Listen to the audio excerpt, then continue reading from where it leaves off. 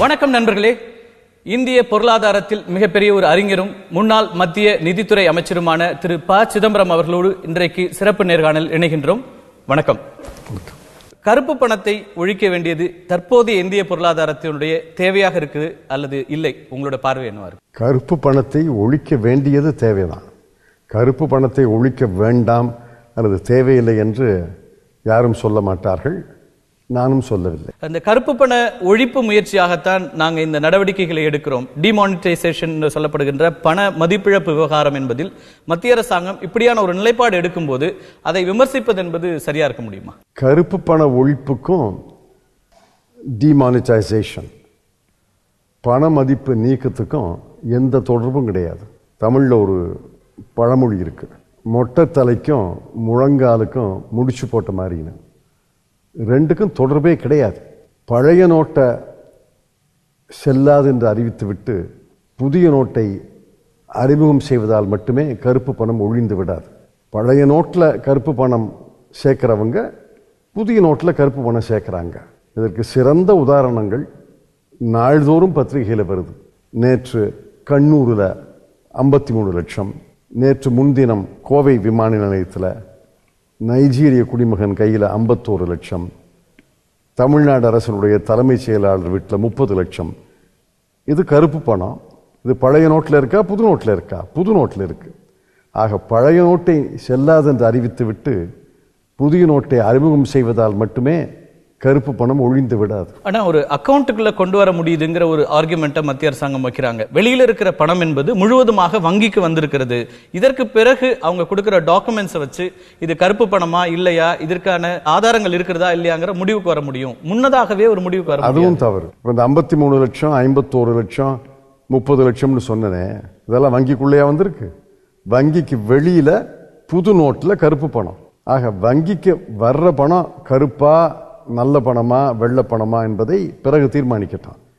ஆனால் வங்கிக்கு வெளியில இந்த 4 நாட்களில் 3 உதாரணங்களை சொல்லியிருக்கிறேன். நாடு முழுவதும் இதை போல 100 உதாரணங்கள் இருக்கின்றன. எப்படி பழைய நோட்டில் கருப்பு பணம் உருவாக்கியதோ அதை போல புதிய நோட்டில் கருப்பு பணம் பெருகுகிறது. ஆகவே பழைய நோட்டா புது நோட்டா என்பதற்கும் கருப்பு பணம் உருவாவதற்கும் எந்த சம்பந்தமும் கிடையாது. இத்தனை நடவடிக்கைகள், இவ்வளவு கோடிக்கணக்கான ரூபாய்கள் பிடிபடுகின்றன. சேகர் ரெட்டி உள்ளிட்டவர்களிடம் 30 கோடி ரூபாய்க்கு புதிய பணம், ஆவணங்கள், குறிப்புகள் இதெல்லாம் சேர்த்து தான் அவங்க சொல்ற 3600 கோடி ரூபாய் பிடிபட்டது. இது வரைக்கும் பிடிபட்டது வெறும் 500 கோடி ரூபாய் தான். இந்த 500 கோடி ரூபாயில நேற்று முன்தினம் வரைக்கும் 92 கோடி ரூபாய் புது நோட்டு, புது 2000 ரூபாய் நோட்டு. 2000 ரூபாய் நோட்டில் கருப்பு பணம் உருவாகாதுன்னு எந்த விதியும் கிடையாது. 500 கோடி பிடிபட்டிருக்காங்க. அதில் 92 கோடி புதிய நோட்டு.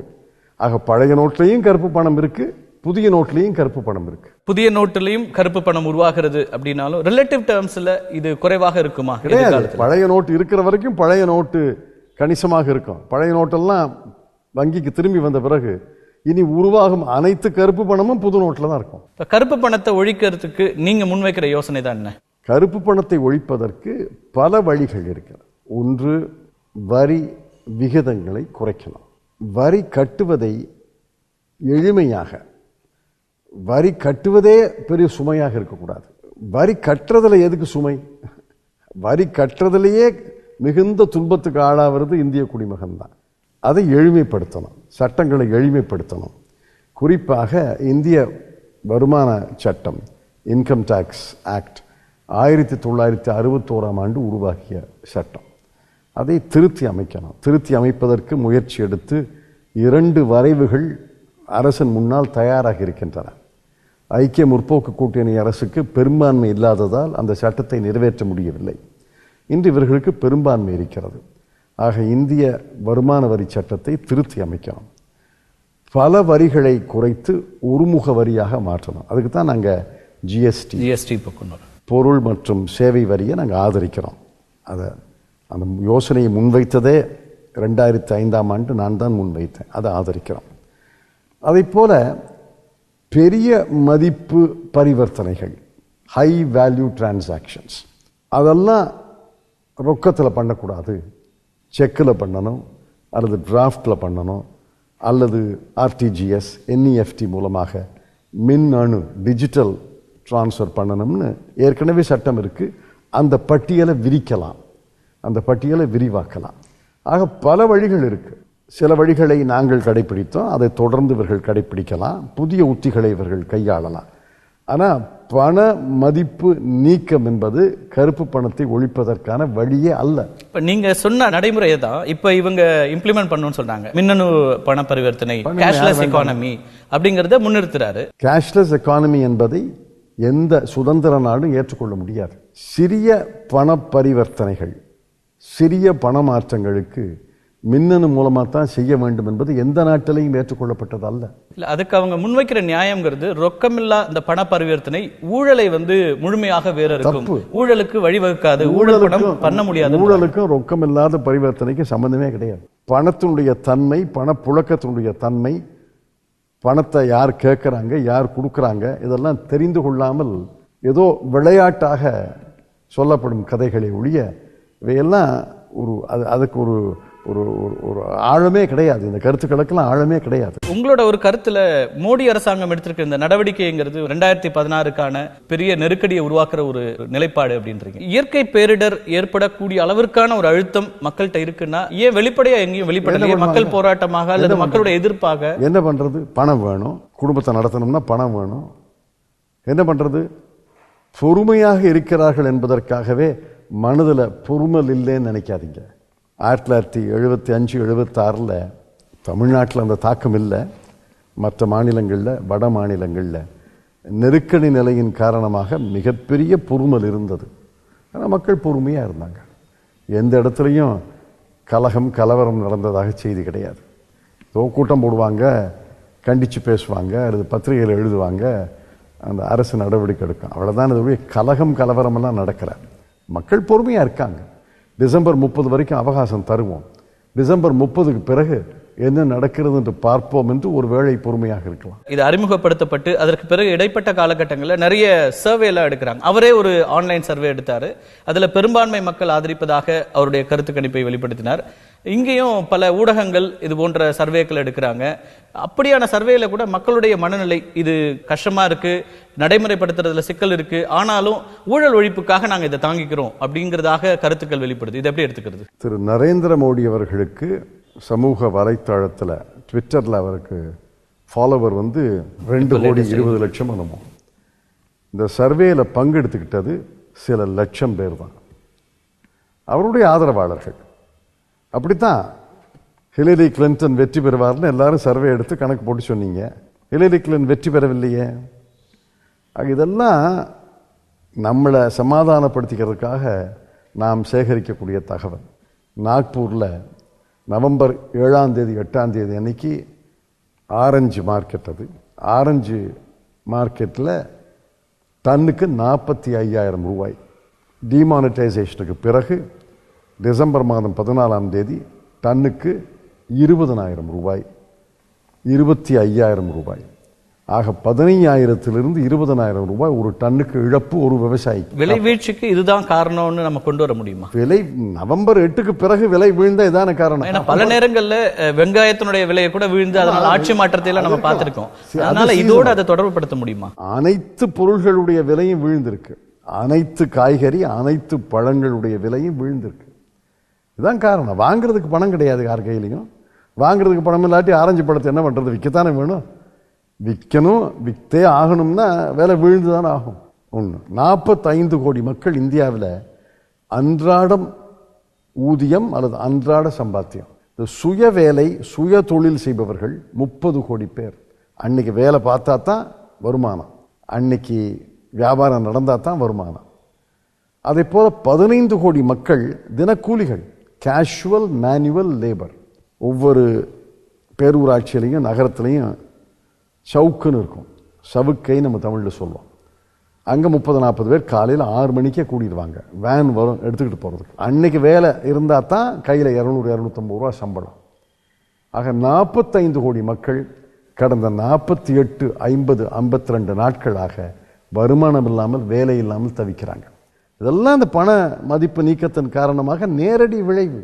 45 கோடி பேர் 45 நாட்களாக இவ்வளவு பேர் சம்பித்ததுன்னா அதனுடைய வெளிப்பாடு எங்கேயுமே தெரியலையென்ற. நீங்க பொறுமல்கள் இருக்குன்னாலும் இவ்வளவு கோடிக்கணக்கான பேருடைய பொறுமல் எப்படி மாறும்? அப்படி வங்கியில தகராறு, வாய் தகராறு நடக்குது, அங்கே காவல்துறை வந்து ஒழுங்குபடுத்துது. பிஜேபி என்ன சொல்றாங்கன்னா அதன் பிறகான தேர்தல்கள்ல நாங்க வெற்றி பெற்றிருக்கிறோம், அந்த தேர்தல் வெற்றி என்பது மக்களுடைய ஆதரவு. வெற்றி பெற்ற தேர்தலில் டிமானிட்டைசேஷன் ஆதரிக்கிறாங்க. தோல்வி அடைந்த இடத்துல மகாராஷ்டிரால ஒரே மாநிலத்தில் தேர்தல் நடக்குது, உள்ளாட்சி தேர்தல்.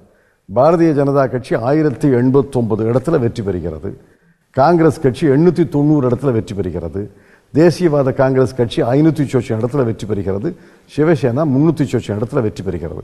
ஆக 1089 இடத்துல டிமானிட்டைசேஷன் மக்கள் ஆதரிக்கிறார்கள், 890 இடத்திலையும் 550 இடத்திலையும் எதிர்க்கிறார்கள். முடிவுக்கு பெரும்பாலும் பெரும்பான்மை கருத்து 100% ஏற்கிறாங்கன்னு நம்ம சொல்ல முடியாது. பெரும்பான்மை 1089 இந்த பக்கம் வைங்க, எதிர்க்கிறது 3 கட்சி, காங்கிரஸ் கட்சி 890, தேசியவாத காங்கிரஸ் கட்சி 550, சிவசேனையும் எதுக்குது 330. கூட்டி பாருங்க. எல்லா தேர்தல்களிலுமே 35% வாக்கு பெறுவங்க ஆட்சி அமைக்கிறாங்க, 40%. அப்ப எதிர்ப்பு அதிகமாக. இது வந்து ஒரு தொகுதி இல்ல, பல தொகுதிகளில் நடக்கிற தேர்தல். 1089 இடத்துல வெற்றி பெறுவதால் டிமானிட்டைசேஷனுக்கு ஆதரவு, 1600 இடங்களில் தோல்வி அடைவதால் எதிர்ப்புங்கிற முடிவுக்கெல்லாம் வர முடியாது. இதெல்லாம் ரொம்ப சிம்பிளிஸ்டிக். சிறு தொழில்கள் பாதிக்கப்பட்டிருக்கு, நிச்சயமா நிறைய பேர் பாதிக்கப்பட்டிருக்கிறாங்க. அதுல ஒரு கருத்து என்ன சொல்றாங்கன்னா, பாதிப்புகள் இடைக்காலமா இருக்கு, நீண்ட காலத்துல அந்த பாதிப்புகள் சரியாகும். அவங்களுமே கூட பல சிறு தொழில் நடத்துறவங்க பல தொழில்கள் கணக்கில் வராமலே நடந்து கொண்டிருந்தன, அந்த பண பரிவர்த்தனை என்பது கணக்குல வராமலே இருந்தது. அப்படியான ஒரு நிகழ்வு நடக்கும்போது இடையில ஏற்படுகின்ற சிரமங்களை பொறுத்துக்கு தான் வேணும் அப்படிங்க. நீண்ட காலம்ங்கிறது என்ன? இன்னைக்கு பத்திரிகையில வந்துருச்சு, செய்தி கசிய ஆரம்பிச்சிருச்சு. இந்த பணத்தை எடுப்பதற்கான நிபந்தனைகள் டிசம்பர் 30ஓடு முடியும்னு நினைக்காதீங்க, இந்த நிபந்தனைகள் தொடரும்னு வந்துருச்சு. என்ன சொன்னாங்க? முதல்ல நவம்பர் 8ஆம் தேதி என்ன சொன்னாரு பிரதம மந்திரி? 50 நாட்கள்னார். நவம்பர் 11ஆம் தேதி நிதியமைச்சர் என்ன சொன்னாரு? அடுத்த செவ்வாய்க்கிழமை அன்று அனைத்து சிரமங்களும் நீங்கிவிடும், வங்கியில நீங்க போடலாம் எடுக்கலாம்னாரு. அடுத்த செவ்வாய்க்கிழமை நவம்பர் மாதம் 15ஆம் தேதி மெதுவா இந்த செய்தி கசிய ஆரம்பிச்சிருச்சே, இது டிசம்பர் 30ஓட நிக்காது, நீடிக்கும்னு. நான் சொல்றேன், இந்த துன்பம், இந்த சுமை, இந்த சிரமம் ஏப்ரல் மாதத்தை தாண்டியும் நீடிக்கும். இது தொடக்கத்துல திரு ப. சிதம்பரம் அவர்களும் கணிக்கலையா? என்ன தொடக்கத்துல ஓரளவிற்கு இதை முழுமையாக நவம்பர் 8ஆம் தேதி இரவு 8 மணிக்கு அறிவிப்பு வருது.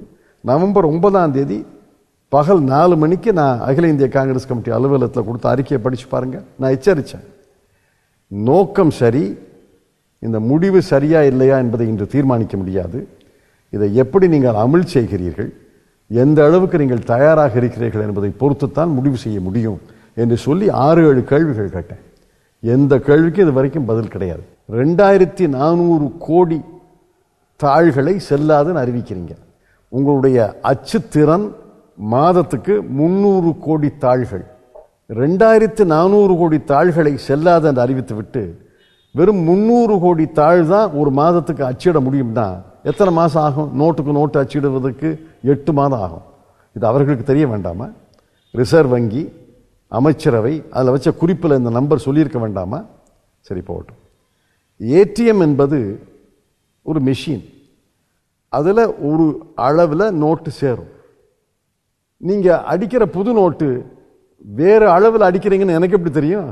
ஆனால் அடிக்கிறவங்களுக்கு தெரியுமில்ல. ஆனால் யோசிச்சிருக்கணும்ல, ஏன் இந்த புது நோட்டை வேறு அளவில் அடிக்கிறமே, இது மிஷினில் சேருமா சேராதா, இது கூட தெரியாம ஏன் நோட் அடிச்சிங்க? ரிசர்வ் பேங்கோட தரப்பிலிருந்து தவறாக பார்க்கறதா இல்ல ஆட்சியாளர்களுடைய தரப்பிலிருந்தும் தவறாக? ஒவ்வொரு நோட்டும் ரிசர்வ் பேங்க் தான் அச்சடிக்குது. ஆனால் அந்த நோட்டுடைய மாடல் இருக்கே, நிதி அமைச்சர் கையெழுத்து போடணும். மாடல் கடைசியாக இறுதியாக ரிசர்வ் பேங்க் பரிந்துரை செய்யக்கூடிய மாடல் நோட்டு, அந்த மாடல் நோட்டு அச்சிட்டு வரும். நிதி அமைச்சர் அதில் கீழே அந்த ஃபைலில் கையெழுத்து போட்டால் தான் அச்சிடும். ஆக ரிசர்வ் வங்கி மட்டும்தான் அதுக்கு பொறுப்புன்னு நினைக்காதீங்க. நிதி அமைச்சர் கையெழுத்து போட்டிருக்காரு. நான் பல நோட்டு மாடலில் நான் கையெழுத்து போட்டிருக்கேன், ஆகவே தான் எனக்கு தெரியும்.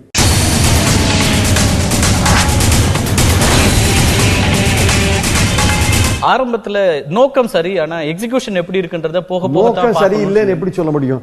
கருப்பு பணத்தை ஒழிப்பது எங்கள் நோக்கம் அப்படின்னா நான் சரியில்லைன்னு சொல்ல முடியுமா? லஞ்சத்தை ஒழிப்பது எங்கள் நோக்கம் சரியில்லைன்னு சொல்ல முடியுமா?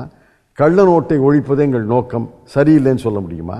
இது எப்படி நான் சரியில்லைன்னு சொல்ல முடியும்? ஆனா இப்போ எதிர்க்கட்சிகளுடைய இந்த எதிர்ப்பு என்பது ஊழல்வாதிகளுக்கான ஆதரவு என்றுதான் பாரதிய ஜனதா கட்சி சொல்கிறது, பிரதமர் மோடி சொல்கிறார். அதாவது அரசை எதிர்த்தால் நீ ஆன்டி நேஷனல், தேச விரோதி. அரசுக்கு எதிராக கேள்வி கேட்டால் நீ தேசபக்தன் அல்ல, நீ பாகிஸ்தான் ஆதரவாளன்.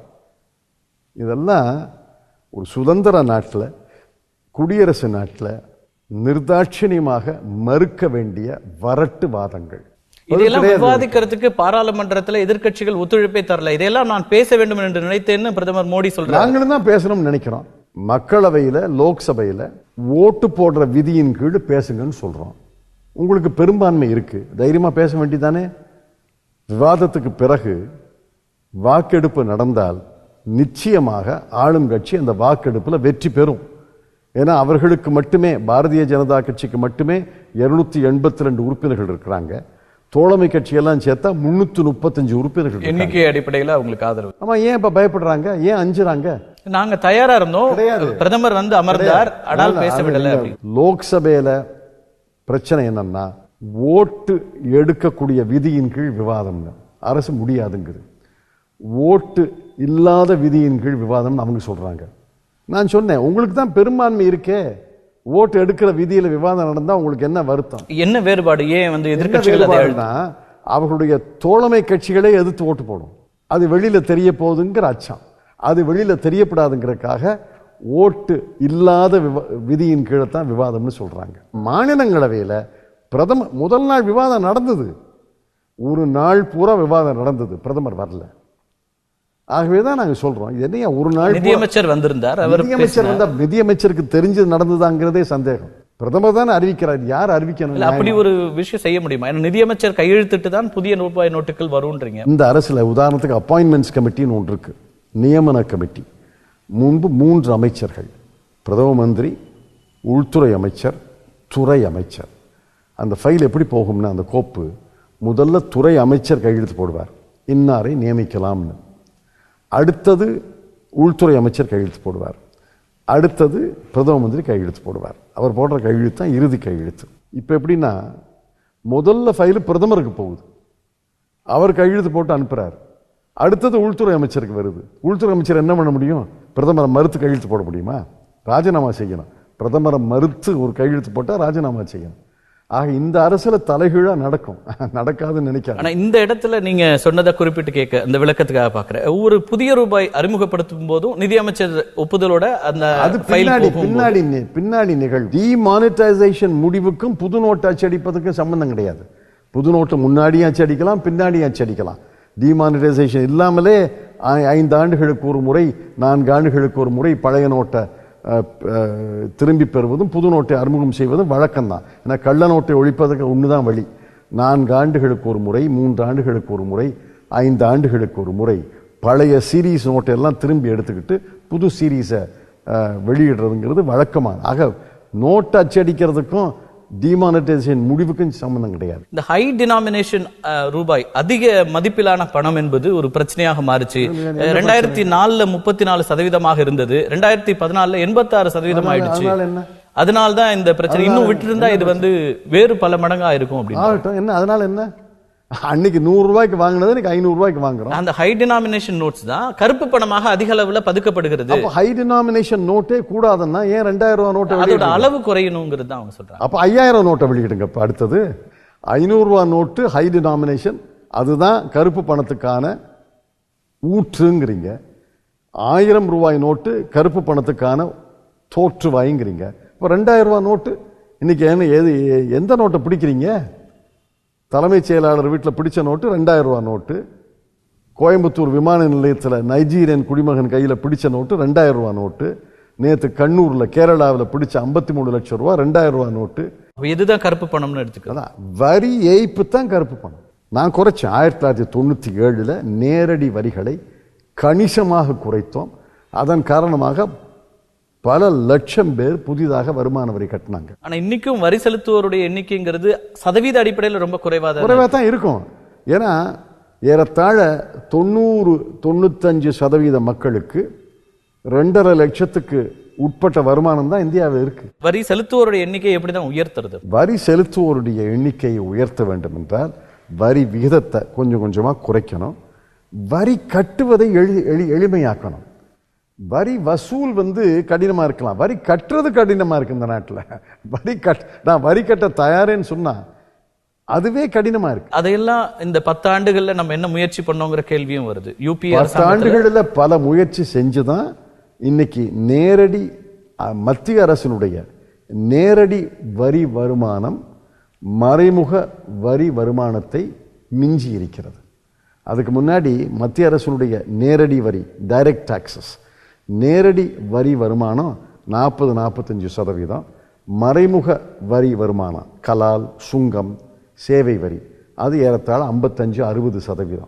2008ஆம் ஆண்டு நினைக்கிறேன், 2007, 2008 அல்லது 2009 தான் நேரடி வரி வருமானம் 50% தாண்டி மறைமுக வரி வருமானம் 50% குறைஞ்சது. ஆக இதெல்லாம் 10 ஆண்டுகளில் எடுத்த நடவடிக்கை கொஞ்சம் கொஞ்சமாக பலன் அளித்தது. அந்த பாதையில் இவங்க தொடர்ந்து போகணும். இவங்க போகலைன்னு நான் சொல்லலை, போக மாட்டார்கள்னு சொல்லலை, அந்த பாதையில் போகணுமே ஒழிய திடீரென்று இயற்கை பேரிடருக்கு ஈடாக இந்த ஒரு நடவடிக்கையை எடுக்க வேண்டிய அவசியமே கிடையாது. சில நேரங்கள்ல சர்ஜிக்கல் ஸ்ட்ரைக் தான் சரியா இருக்கும் அப்படிங்கிற அந்த வாதத்தை எப்படி? இதெல்லாம் ஒவ்வொரு ஆண்டும் இந்த புது புது வார்த்தைகள் திடீரென்று ஃபேஷன் ஆகிடும். இந்த வருஷத்தினுடைய ஃபேஷன் சர்ஜிக்கல் ஸ்ட்ரைக். நீங்க போய் பாகிஸ்தான் மீது சர்ஜிக்கல் ஸ்ட்ரைக்குன்னு நீங்க என்ன சொன்னீங்க? இனிமேல் பாகிஸ்தான் இந்தியாவில் ஊடுருவ மாட்டார்கள், இனிமேல் நம்முடைய தரப்புல உயிர் பலி ஏற்படாது. என்ன ஆச்சு? அதற்கு பிறகு உங்க சர்ஜிக்கல் ஸ்ட்ரைக்கு பிறகுதான் அங்க ஆர்மி கேம்ப்ல, ஏர்ஃபோர்ஸ் ஸ்டேஷன் முன்னாடி நடந்தது, ஆர்மி கேம்ப்ல தாக்குதல், ராஷ்டிரிய ரைஃபிள் கேம்ப்ல தாக்குதல் நின்னா போச்சு. 2016 தான் மிக அதிகமான உயிர் பலி ஏற்பட்டிருக்கு. இந்த 10 ஆண்டுகளுடைய புள்ளிவிவரத்தை பாருங்க. 2016 தான் சிவிலியன் உயிர் பலியும் சிப்பாய்கள் உயிர் பலியும் மிக அதிகமாக இருக்கு. சர்ஜிக்கல் ஸ்ட்ரைக்குங்கிறது, சர்ஜன் என்ன, ஒரு உடலில் எந்த பாகத்தில், எந்த தசை, எந்த உறுப்பில், எந்த பகுதியில் கத்தி படணுமோ அதில் மட்டும் படுவது தான் சர்ஜிக்கல் ஸ்ட்ரைக். 45 கோடி மக்களை மீளாத துயரத்தில், சொல்லலாத துன்பத்தில் ஆளாக்கி விட்டு பட்டினி பல பேர் இன்னைக்கு டெல்லியில் அன்றாடம் கூலிகள் மட்டுமல்ல, டெல்லி பல்கலைக்கழக மாணவர்கள், ஜவஹர்லால் நேரு பல்கலைக்கழக மாணவர்கள் கையில் காசு இல்லை, கணக்கில் காசு இருக்கு, கையில் காசு இல்லை. சீக்கிய குருத்வாரால பகல்லையும் இரவுலையும் லங்கர்னு ஒன்று இருக்கு, இலவச உணவு, அங்கே போய் சாப்பிட்றாங்க, கையில் காசு கிடையாது. இதுக்கு பேர் சர்ஜிக்கல் ஸ்ட்ரைக்கா? பல சிரமங்கள் இருக்கும் அப்படின்னு தொடக்கத்திலேயே சொன்னாங்க. இதை அறிமுகப்படுத்தும் போது பிரதமரே சொன்னார், சொல்லல சிரமங்களை சந்திக்க தான் வேண்டி இருக்கும் சொன்னார். சில நாட்களுக்கு சிரமம் இருக்கும்னார். நிதியமைச்சர் என்ன சொன்னாரு? அடுத்த செவ்வாய்க்கிழமை சிரமம் எல்லாம் நீங்கிரும்னார். பிரதமர் அப்புறம் சொன்னாரு 50 நாட்களுக்கு சிரமம் இருக்குன்னாரு. இப்ப என்ன சொல்றாரு? 50 நாட்களுக்கு பிறகு சிரமம் கொஞ்சம் கொஞ்சமாக குறையும்ங்கிறாரு. நேற்றைக்கு அவருடைய மன் கி பாத் இதுல சொல்ற நிகழ்ச்சியில நாங்க மக்களுடைய பிரச்சனைகளை அவர்களிடம் வர்ற ஃபீட்பேக்ஸ் எடுத்துட்டு ஒவ்வொரு மாற்றங்களாக செய்திருக்கிறோம். கீழே விழுந்தாலும் மீசையில மண் ஓட்டலைங்கிற மாதிரி நீங்க சிந்திக்காம ஒரு காரியத்தை செஞ்சுட்டீங்க. அப்புறம் மக்கள் மீது பழி, மக்கள் துன்பப்படுகிறார்கள் என்பதற்காக மாற்றிக் கொடுக்கிறோம். நீங்க சிந்திச்சு செஞ்சிருந்தா ஏன் மாத்தி? நான் ஒரு உதாரணம் கேட்கிறேன். 24,000 ரூபாய் எடுக்கலாம்னு நீங்க உத்தரவு போட்டீங்களா இல்லையா? ஒரு கணக்கு போட்டு தானே போட்டிருப்பீங்க. இத்தனை லட்சம் பேர் வாரம் 24,000 எடுத்தால் அதற்கு தேவையான நோட்டுத்தாள்கள் தயாராக இருக்கின்றன ஒரு கணக்கு போட்டு தானே பண்ணியிருப்பீங்க. ஏன் 24,000 கொடுக்கலப்ப? அதுலயும் மால் பிராக்டிஸ் ஆரம்பிச்சது. நிறைய பேர் ஆட்களை முதல்ல 4,500 ரூபாய் கொடுத்தாங்க. நிர்வாக குறைவு, அமைச்சரை மாத்துங்க, அதிகாரியை மாத்துங்க. உங்க நிர்வாக கோளாறு இது. இந்த கணக்கு யார் போட்டது? அந்த அதிகாரியை முதல்ல வீட்டுக்கு போய் சொல்லுங்க. எப்படி அந்த கணக்கு போட்டு சொன்ன அப்படின்னு கேளுங்க. யாராவது அக்கௌண்டபிள் இல்லையா? யாருக்கும் பொறுப்பு இல்லையா? கேட்டா நாங்க விதிகளை அவ்வப்பொழுது மாற்றுகிறோம். 49 நாள்ல 62 தடவை மாத்திருக்காங்க. உங்களுடைய நிர்வாக கோளாறின் காரணமாக, திட்டமிடாததன் காரணமாக, விளைவுகளை சிந்திக்காததன் காரணமாக நீங்களே தடுமாறுகிறீர்கள் என்பதை காட்டுகிறதே ஒழிய இது மக்களுடைய ஃபீட்பேக் அல்ல. கூட்டுறவு வங்கிகளுக்கு பணம் அதிகமா கொடுக்கலங்கிற விமர்சனத்தை கட்சிகள் நிறைய வச்சாங்க, எதிர்கட்சிகள், நீங்கள் உட்பட வச்சிருந்தீங்க. ஆனால் இன்னைக்கு கூட்டுறவு வங்கிகள்ல தான் கோடிக்கணக்கான ரூபாய் முதலீடு செய்யப்பட்டிருக்கிறது. அதனாலதான் நாங்க அதை குறைத்தோம். என்ன தப்புன்னு கேட்கிறேன். நான் ஒரு உதாரணம் சொல்றேன். புனே கூட்டுறவு வங்கி இந்தியாவிலேயே வைப்பு நிதி கடன்ல முதல் வரிசையில் இருக்கக்கூடிய வங்கி. ஏறத்தாழ 7,500 கோடி ரூபாய் வைப்பு இருக்கு, 5,500 கோடி ரூபாய் கடன் கொடுத்துருக்காங்க.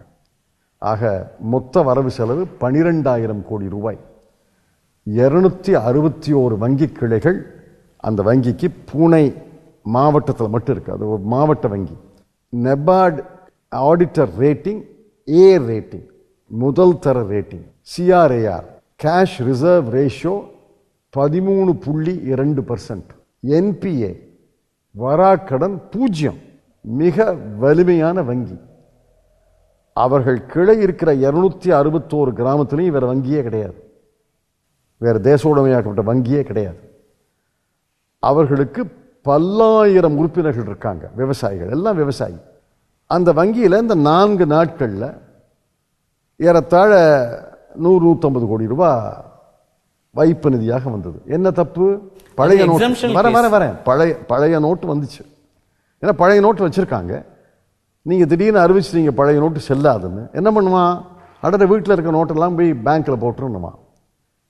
ஆக ஒரு 20,000, 25,000, 30,000 உறுப்பினர்கள் விவசாயிகள் இருக்கிற இடத்துல 261 வங்கி கிளையில ஒரு வங்கி கிளையில 30 லட்சம் 40 லட்சம் டெபாசிட் ஆனா அது என்ன விபரீதம்? அதுல ஒண்ணு விபரீதம் கிடையாது. புனேயை பொறுத்தவரைக்கும் எக்ஸம்ஷன்லாம் இருக்கு. நீங்களே சொன்னீங்க என்பிஏ வராக்கடனை இல்லாத ஒரு வங்கி. ஆனால் தமிழகத்தில் இருக்கிற சேலத்திலேயோ கடலூர்லயோ பல இடங்கள்ல சேலத்து வங்கி, எனக்கு சேலம் வங்கி வலிமையான, அங்க எல்லாம் வருமான வரி சோதனை நடந்தது. தெரியாது எனக்கு. வருமான வரி சோதனையை வச்சு அந்த சோதனையில 180 கோடி ரூபாய்க்கு மேல பணம் என்பது முதலீடு செய்யப்பட்டிருக்கு இந்த 4 நாட்கள்ல.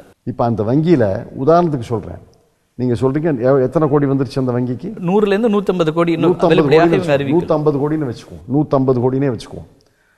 ஒருவேளை அந்த வங்கிக்கு 60-70 கிளைகள் இருந்து அந்த வங்கியில 30,000 உறுப்பினர்கள் இருந்தா 150 கோடி என்பது பெரிய தொகை அல்ல.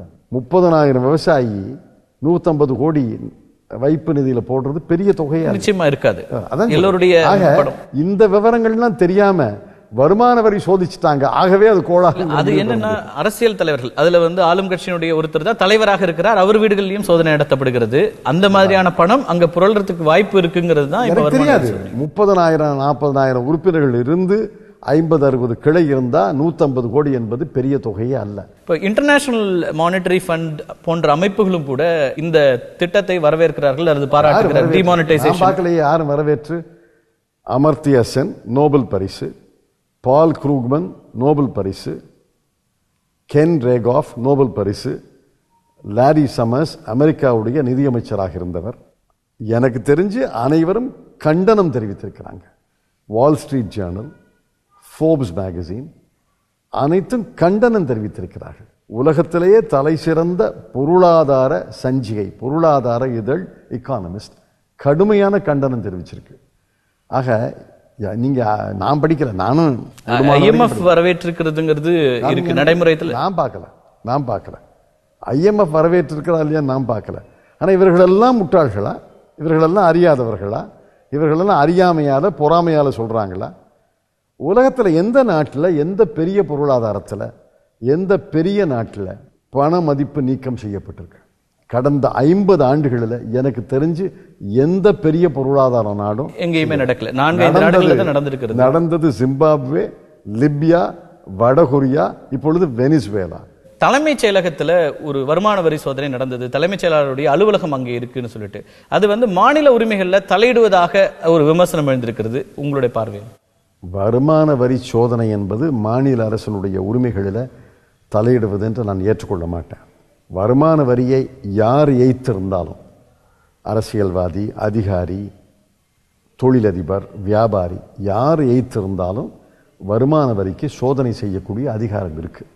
அது மாநில அரசினுடைய உரிமையில தலையிடுவதாக நாம் ஒப்புக்கொள்ள முடியாது.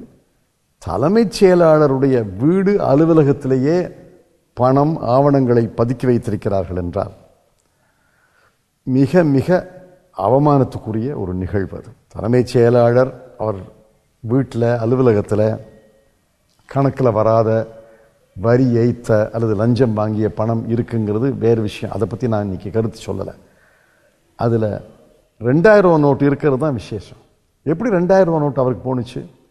எனக்கு முதல் 2000 ரூபாய் நோட்டை நான் கண்ணால பார்ப்பதற்கு 2 வாரங்கள் ஆகியது. முன்னாள் நிதியமைச்சருக்கு நான் முதல் வாரம் அனுப்பினேன், பணம் இல்லைன்ட்டான்.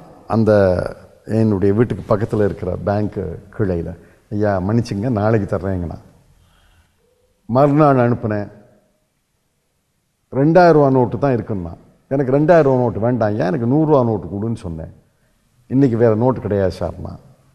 அப்புறம் ஆள் வந்தான், சரி 2000 ரூபா நோட்டையாவது கேளுன்னேன். அதுக்குள்ளே 100 ரூபா நோட்டை கொஞ்சம் பிரட்டி முதல் 2000 ரூபா நோட்டை நான் பார்க்கறதுக்கு 3 நாட்கள் ஆகிவிட்டது. இவருக்கு 30 லட்சம் ரூபாய்க்கு 2000 ரூபா நோட்டுன்னா 5 நோட்டு இருந்தால் 10,000 ரூபா, 50 நோட்டு இருந்தால் ₹1,00,000 இல்லையா? 30 லட்சம் வேணும்னா 1500 நோட்டு இவர் கையில் எப்படி வந்துச்சு?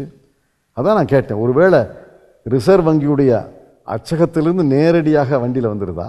எப்படி 1500 2000 ரூபா நோட்டு வரும்? நைஜீரியன் குடிமகன் டெல்லியிலேருந்து புறப்பட்டு கோயம்புத்தூர்ல இறங்குறாரு, அவர் கையில் 51 லட்சம் ரூபாயும் 2000 ரூபா நோட்டு எப்படி வருது? 30 கோடிக்கு 2000 ரூபாய் நோட்டு வைத்திருந்ததாக சேகர் ரெட்டி எப்படி அவருக்கு 30 கோடிக்கு 2000 ரூபாய் நோட்டு வந்துச்சு? ஆக மிகப்பெரிய நிர்வாக கோளாறு, நிர்வாக ஊழல் நடந்திருக்கிறது. 3 இடத்துல தான் நடக்க முடியும். ஒன்று அச்சகத்திலிருந்து கசிந்திருக்க வேண்டும், அல்லது கரன்சி செஸ்ட்லேருந்து கசிந்திருக்க வேண்டும், அல்லது வங்கி கிளையிலிருந்து கசிந்திருக்க வேண்டும். அதானே வழி, வேற வழி இல்லையே. அச்சகத்திலிருந்து கசிந்திருந்தால் 2 அச்சகம் அரசுக்கு சொந்தம், 2 அச்சகம் ரிசர்வ் வங்கிக்கு சொந்தம். ஆக ரிசர்வ் வங்கி கவர்னரும் நிதி அமைச்சரும் பொறுப்பேற்கணும். அச்சகத்திலிருந்து கசிந்திருந்தா, கரன்சி செஸ்டிலிருந்து கசிந்திருந்தா ரிசர்வ் வங்கி பொறுப்பு, வங்கி கிளையிலிருந்து கசிந்திருந்தா வங்கியினுடைய. இப்ப ஈரோட்லயே 4 வங்கி அதிகாரிகள் கைது செய்யப்பட்டிருக்காங்க. வங்கியிலிருந்து போனதற்கான ஆதாரங்களும் இருந்திருக்கு. எத்தனை பேர்? 4-5 பேர் கைது செய்யப்படுறாங்க. நாள்தோறும் நடவடிக்கைகளை ஒட்டி தானே இது நாள்தோறும் கசியுதே. சரி, ஒரு இடத்துல 2 இடத்துல நடந்துச்சு, நாங்க நடவடிக்கை எடுத்தோம், நின்று போச்சுன்னா பரவாயில்ல. நாள்தோறும் வருதே, எப்படி வருது? சிஸ்டம்ல வந்து ஒரு சின்ன லீக்கேஜ் இருக்க தானே செய்யும். சின்ன லீக்கேஜ் இருக்கும். வீட்டுல பைப்ல லீக்கேஜ் இருந்துச்சுன்னா உடனே பிளம்பரை கூப்பிட்டு செப்பனி செய்யறோம், மறுநாள்ல இருந்து தண்ணி ஒழுகாது. இப்போ 10 நாளா கசியுது, 10 நாள் எடுத்துக்கிட்டீங்க, செப்பனி செய்து விட்டீர்களா? செப்பனி செய்திருந்தால் நாளையிலிருந்து கசியக்கூடாது அல்லவா? நாளைக்கும் கசியும், நாளை மறுநாளும் கசியும், ஜனவரி மாதமும் கசியும், பிப்ரவரி மாதமும் கசியும், குறிச்சு வச்சுக்கோங்க. மத்திய அரசாங்கம் தற்போதைய தமிழக சூழலை பயன்படுத்த பார்க்கிறது, அரசியல் சூழலைன்னு ஒரு கருத்து முன்வைக்கப்படுகிறது. யார் வேணுவாங்களும் மனக்கோட்டை கட்டலாம். மனக்கோட்டை கட்டுறதுக்கு இந்த நாட்டில் தடை கிடையாது. பேராசைப்படலாம், பேராசைக்கு தடை கிடையாது. அதெல்லாம் இருக்கட்டும். நான் கடைசியாக ஒரு கேள்வி கேட்க விரும்புகிறேன். செக்ஷன் 138ன்னு ஒரு பிரிவு இருக்கு.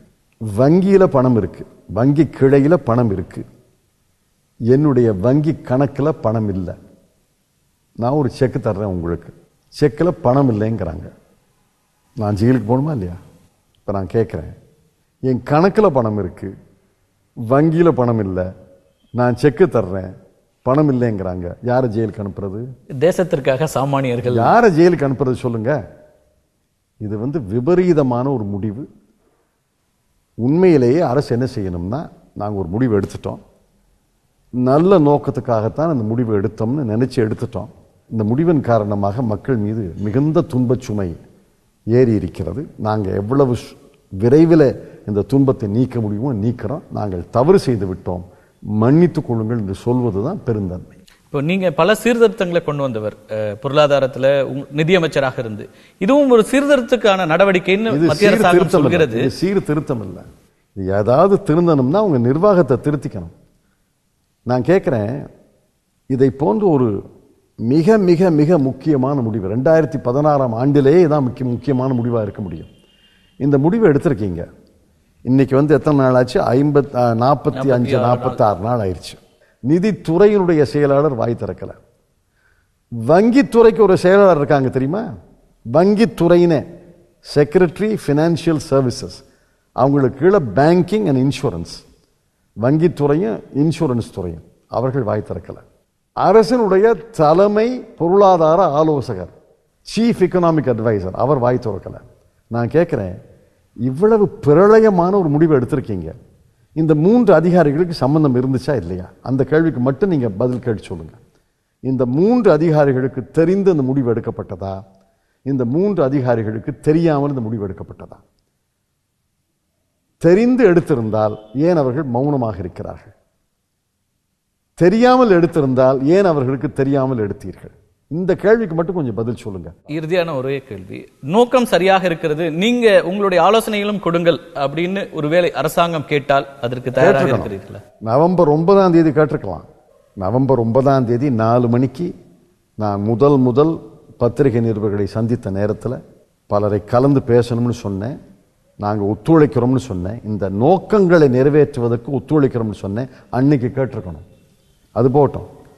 டாக்டர் மன்மோகன் சிங் அவர்களை பிரதமர் நேரடியாக அழைத்து, ஐயா ரகசியமாக உங்களை நான் கேட்கணும், நீங்கள் முன்னாள் பிரதமர், நான் பிரதமர், 2 பேரும் ரகசிய காப்பு பிரமாணம் எடுத்திருக்கோம், உங்களை நான் ஆலோசனை கேட்குறேன், இதை போன்று ஒரு முடிவு எடுக்க போகிறேன், எடுக்கலாமா கூடாதா, இதனுடைய பின் விளைவுகள்னு கேட்டிருந்தா அந்த ரகசியத்தை டாக்டர் மன்மோகன் சிங் அவர்கள் காப்பாற்றியிருக்க மாட்டாரா? 10 ஆண்டுகள் எத்தனை ரகசியங்களை காப்பாற்றியிருக்கிறார்? சரி, அவரை கேட்க வேண்டாம். உங்கள் பாரதிய ஜனதா கட்சியை சார்ந்த முன்னாள் நிதியமைச்சர் யஷ்வந்த் சின்ஹா, அவரை கேட்டிருக்கலாம்ல, அவரும் ரகசியத்தை காப்பாற்ற மாட்டாரா? நாங்கள் ஒத்துழைக்கிறோம்னு சொன்னோம்.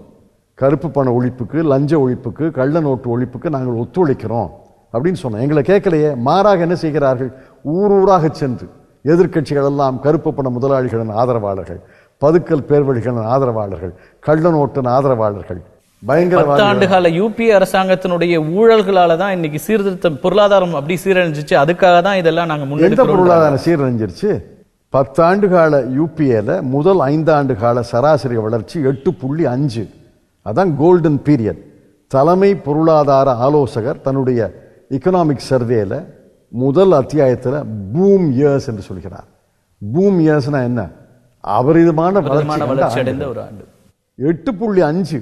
அடுத்த 5 ஆண்டுகள் சர்வதேச நிதி நெருக்கடி 2008 செப்டம்பர் மாதம் 15ஆம் தேதி ஏற்பட்டதன் காரணமாக வளர்ச்சி குறைந்தது. ஆனால் கடைசி ஆண்டு வளர்ச்சி அதிகரித்தது. அவர்களுடைய புள்ளி விவரத்தின்படியே கடைசி ஆண்டு 6.3%. 6.3% என்பது வீழ்ச்சி அடைந்த பொருளாதாரம். யூபிஏ 2ல தான் நிறைய வழக்குகள் வந்தது. ஊழலை விட்டுருங்க, வளர்ச்சியை பத்தி பேசுறோம். ஊழல் வந்து ரெண்டும் தொடர்பில்லாததா? ஊழல் கோர்ட்ல இருக்கு, தண்டிங்க. தவறு செய்தவங்களை தண்டிக்க வேண்டாம் சொல்றோம். 10 ஆண்டுகளிலே சராசரி வளர்ச்சி 7.5%. 10 ஆண்டுகள் தொடர்ச்சியாக 7.5% சராசரி வளர்ச்சியை சுதந்திர இந்தியா கண்டதே கிடையாது. 14 கோடி மக்கள், 140 மில்லியன், 14 கோடி மக்கள் வறுமை கோட்டிலிருந்து உயர்த்தப்பட்டார்கள். வறுமை கோட்டுக்கு கீழே இருப்பவர்கள் எண்ணிக்கை 22-23% குறைந்தது. நீங்க சொல்ற IMF, உலக வங்கி ஏற்றுக்கொண்ட புள்ளி விவரங்கள். ஆக 10 ஆண்டுகளை பழிக்காதீங்க. இப்ப அவங்க 10 ஆண்டு மட்டும் பழிக்கல. நேற்று முன்தினம் பிரதமர் பேசியிருக்கார், 70 ஆண்டுகளும் மோசம்ங்கிறார். அப்படின்னா வாஜ்பாய் மோசம், VP சிங் மோசம், சந்திரசேகர் மோசம், சரண் சிங் மோசம், மொராஜி தேசாய் மோசம், அந்த ஆட்சியில் இருந்த அத்வானி அமைச்சர் மோசம், எல்லாரும் மோசம். வாஜ்பாயே பழிக்கிறார். வாஜ்பாய் ஆட்சி மோசம்னு சொல்லிவிட்டு நேற்று எதுக்கு போய் வாஜ்பாய்க்கு பிறந்த நாள் சொல்றீங்க? இன்னைக்கு வழி கிடையாது. யூ கேனாட் அன்ஸ்கிராம்பிள் ஸ்கிராம்பிள்ட் எக்ஸ்ன்னு ஆங்கிலத்தில் ஒரு பழமொழி இருக்கு. முட்டையை உடைச்சாச்சு, ஆம்லெட் போட்டு தர்றேன்னு சொல்லியாச்சு. ஆம்லெட்டையும் காணும், ஒன்னையும் காணும். உடைஞ்ச முட்டையுடைய ஓடு தான் இருக்கு. அந்த முட்டையை மறுபடியும் முட்டையை உருவாக்க முடியாது. நடந்தது நடந்துருச்சு. இனியாவது எதிர்கட்சி தலைவர்கள், எதிர்கட்சியில விமர்சகர்கள் எல்லாம் நீங்க தேச விரோதி, கருப்பு பண பதுக்கல் பேர்களுடைய நண்பர் அப்படின்னு பழிக்காமல் அழைத்து பேசுறதுல ஒன்றும் தப்பு கிடையாது. நிச்சயமாக ஒரு அழைப்பு இருக்கலாம்னு எதிர்பார்ப்போம். 50 நாள் கழிச்சா நடந்தது நடந்து போச்சு. இப்போ நீங்க எதிர்கட்சிகளும் நிச்சயமாக நடந்தது 47 நாட்களுக்கு முன்னாடி நடந்துச்சு. மறுநாளை கூப்பிட்டு பேசணும் இல்ல? நான் கேட்கிறேன், ரிசர்வ் வங்கியுடைய முன்னாள் கவர்னர்களை ஏன் அழைத்து பேசுவதில் தயக்கம்? அனைத்து அதிகார குவியலும் ஒரு இடத்துல இருக்கு. அனைத்து அதிகாரமும் ஒரு இடத்துல குவிஞ்சிருக்கு. அனைத்து முடிவுகளையும் நான் ஒருவனே எடுப்பேங்கிற ஒரு எண்ணம் இருக்கு. அதன் காரணமாகத்தான் இந்த விளைவு. அனைத்து முடிவுகளையும் ஒரு மனிதன் எடுக்க முடியாது. எவ்வளவு கெட்டிக்கார மனிதனாக இருந்தாலும் சரி, எல்லாரையும் கலந்து பேசிதான் அந்த முடிவு எடுக்கணும். மிக முக்கியமான ஒரு காலகட்டத்தில் உங்களுடைய நேர்காணல் அமைந்திருக்கிறது. உங்களுடைய வருகைக்கும் கருத்து பகிர்வுக்கும் மிக்க நன்றி. மீண்டும் ஒரு நிகழ்ச்சியில் சந்திக்கலாம் நண்பர்களே. நன்றி, வணக்கம்.